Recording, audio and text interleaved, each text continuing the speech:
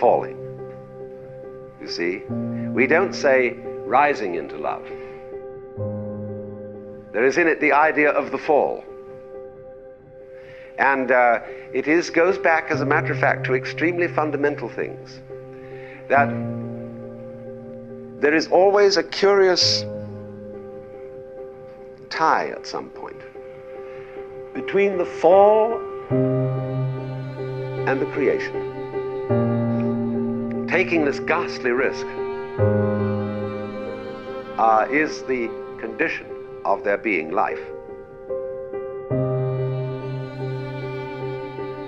The moment you take a journey, what an act of faith.